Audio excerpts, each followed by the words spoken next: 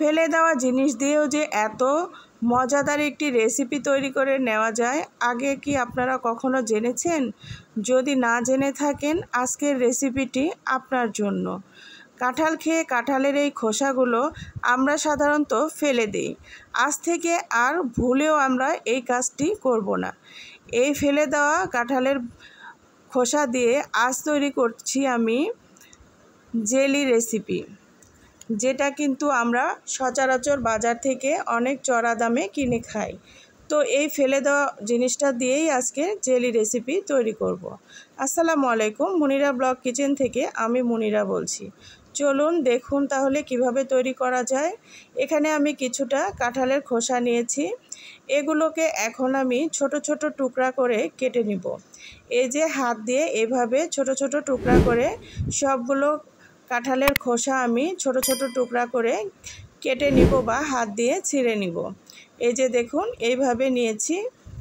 তো এখন এগুলোকে ভালোভাবে ধুয়ে পরিষ্কার করে নিতে হবে কিন্তু, কারণ উপরে অনেক সময় বালি থাকে কাঁঠালের উপরের অংশে।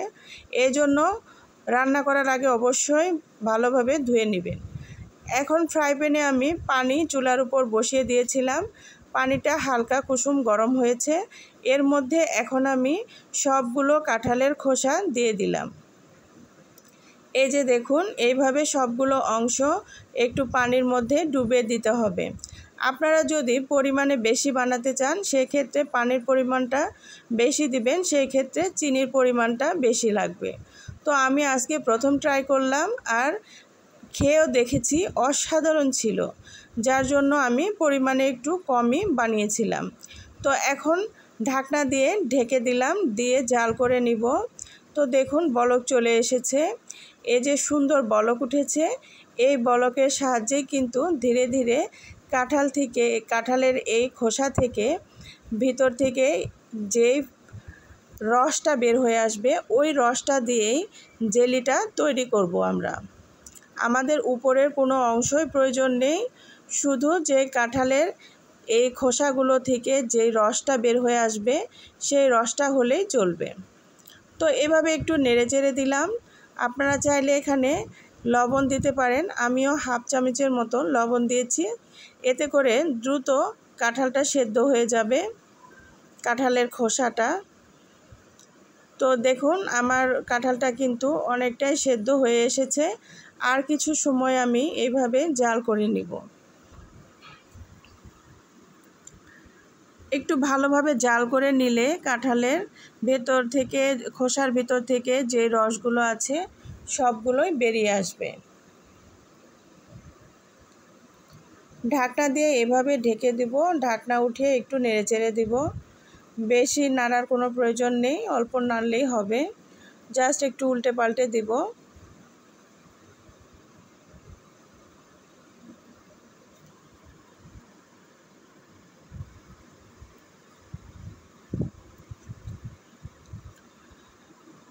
এই যে দেখুন আমার একদম প্রায় সেদ্ধ হয়ে এসেছে।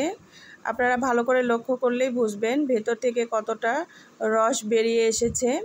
এই রসগুলোই আমি দিয়ে জেলিটা তৈরি করব। আবারও বলছি, আপনারা যদি পরিমাণে বেশি তৈরি করতে চান সেক্ষেত্রে পানির পরিমাণটা বেশি দিবেন। আমি চুলাটা বন্ধ করে দিয়েছি। এখন এই রসগুলোকে ঢেলে নিব। একটি ছাঁকনির সাহায্যে ছেঁকে নেওয়ার চেষ্টা করবেন, এতে করে ভিতরে কোনো দানাদার ভাব থাকবে না। তো এখন আমি ফ্রাই প্যানের মধ্যে রসগুলো দিয়ে নিলাম। দেখুন রসগুলো এরকম সাদা হবে, রসগুলো বের হয়েছে, এর কারণে এরকম হচ্ছে কালারটা। তো আমি এখানে ভয়ের কিছু নেই, জাল করার পর আমি এখানে কিছুটা ফুড কালার দিয়ে দিব। এতে করে কালারটা সুন্দর আসবে। এই যে দেখুন আমি এখানে ফুড কালার দিয়েছি। অতিরিক্ত ফুড কালার দেওয়ার কোনো প্রয়োজন নেই, ফুড কালারটা এমনিতেও স্বাস্থ্যের জন্য ভালো না। তো সামান্য পরিমাণ আমি ফুড কালার দিয়েছিলাম, আপনারা চাইলে আপনাদের পছন্দ মতো কালার দিতে পারেন। আর যে পরিমাণে আপনারা রসটা নেবেন, এই যে কাঁঠালের খোসার যে রসটা সেই পরিমাণে কিন্তু চিনি দিতে হবে। চিনিটা আর রসটা অবশ্যই মেপে দেওয়ার চেষ্টা করবেন। আমি চিনি দিয়ে দিলাম, কাঁঠালের রসটা যে পরিমাণ ছিল সেই পরিমাণেই চিনি দিয়েছি। দিয়ে এখন অনবরত এভাবে চামচের সাহায্যে নেড়ে নিতে হবে। নাড়তে নাড়তে দেখবেন এরকম ফেনা তৈরি হবে, তো ভয়ের কিছু নেই, এভাবেই নাড়তে হবে। সুন্দর একটা কালার চলে এসেছে, তাই না? এখানে আমি লেবুর রস ব্যবহার করব, আপনারা চাইলে ভিনেগারও ব্যবহার করতে পারেন। আমি মনে করি এখানে লেবুটা দেওয়াই ভালো, লেবুটা দিলে একটা সুন্দর ফ্লেভার আসবে। তো অর্ধেকটা লেবু আমি একদম চিপিয়ে দিয়ে দিলাম।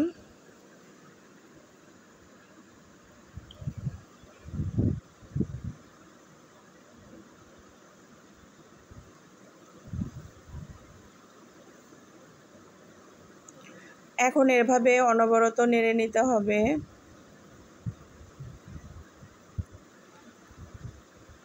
এখন আর কিছুই না, এইভাবে নাড়তে নাড়তে যখন দেখবেন চামচের মধ্যে বা খুন্তির মধ্যে আঠালো ভাব চলে আসবে, ঘন হয়ে আসবে, যখন সেই পর্যায়ে আপনারা বুঝতে পারবেন যে জেলিটা একদম রেডি হয়ে গিয়েছে।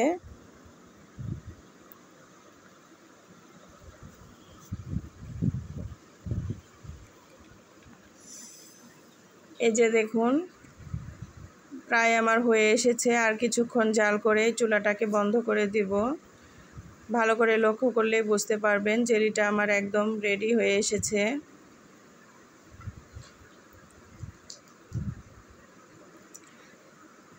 এই জেলিটা কিন্তু একদমই স্বাস্থ্যসম্মত।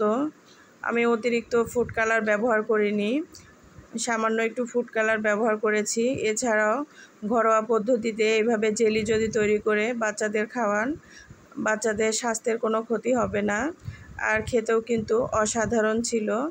এখন এই যে চুলাকে বন্ধ করে দিয়েছি, বন্ধ করে একদম ঠান্ডা করে নিলেই আমার রেডি হয়ে যাবে কাঁঠালের খোসার জেলি। দেখুন, পুরোপুরি ঠান্ডা হয়ে গেলে আরও ঘন হয়ে আসবে। আমি এটি নামিয়ে নিয়েছিলাম, এই যে নেড়ে নিলাম একটু। আর এখানে একটা জার নিয়েছি, এই জারে আমি এখন কাঁঠালের খোসার জেলিটা ঢেলে নিব। এই যে আমার জেলিটা একদম রেডি। দেখুন মাশাআল্লাহ কত সুন্দর হয়েছে। আপনারাও এভাবে তৈরি করে নিতে পারেন আজই। তো কেমন লাগলো আমার ভিডিওটি অবশ্যই কমেন্ট করে জানাবেন। আমি প্রথম তৈরি করলাম, এর জন্য পরিমাণে অনেক কম ছিল। ভালো থাকবেন সবাই, আল্লাহ হাফেজ।